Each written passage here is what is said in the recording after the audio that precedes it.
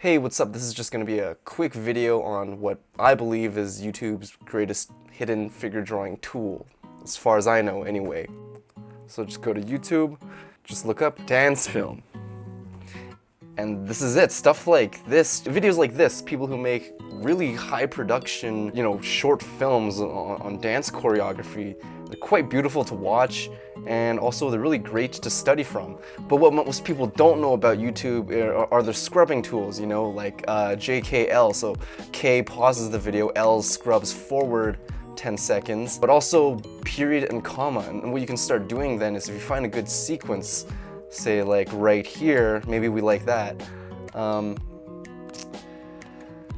we can scrub through it just with period and comma moving forward frame by frame. That's pretty cool because not only are you able to just take your time and find the perfect frame for you to draw from, but you're also able to see kind of the dynamics of like a certain pose and what a certain motion goes into. Especially with figure drawing, for that whole thing, that sense of like dynamism,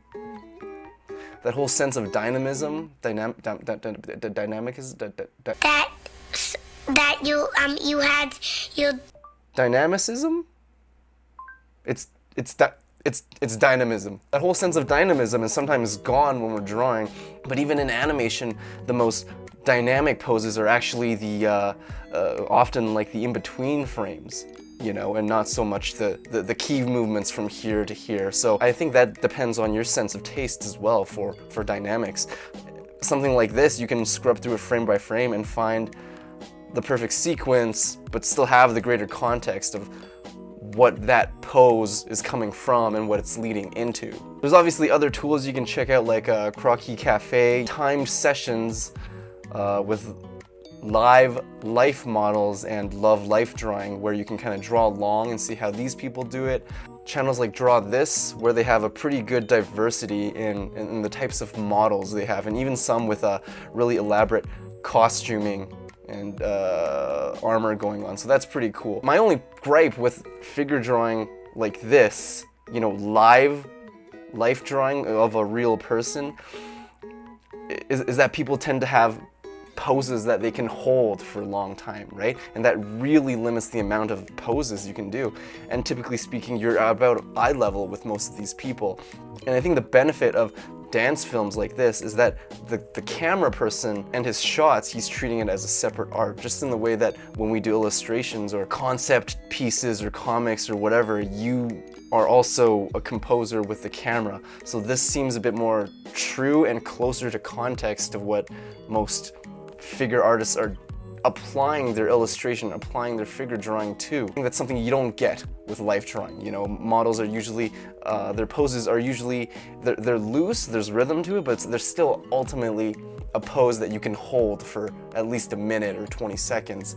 Something like this, say of like a mid shot of an engagement like that, you wouldn't really count on seeing in real life, or even in a lot of photographs really, for which you could, but you'd probably have to really go out and dig for it. So this is really interesting. I think one caveat to this is not to confuse the idea of what a tool is with what a tutorial is, or a lesson, or a guide, or a class. The problem with a tool is that it's only for you to use and to apply what you've learned from lessons, classes, and stuff. So I wouldn't really count on just mindlessly doing gesture drawing or pose drawing off of this to really properly, optimally learn anything about figure drawing from. I think it's a really great way to apply what you've learned, say, from a class, and for it to supplement the learning, the education that you've gotten from another class.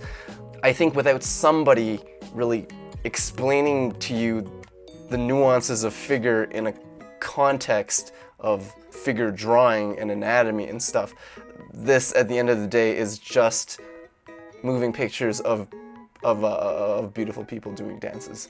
So I think for me at least, it's really important to make this distinction that I think this is really a great way to apply learning, but for optimal learning, I think there are better ways to get a better grasp of figure and anatomy than just redrawing dance poses all day. So check that out. I hope that was helpful. There are obviously tons of dance films on here, and even clips from like dance movies, Step Up and stuff like that.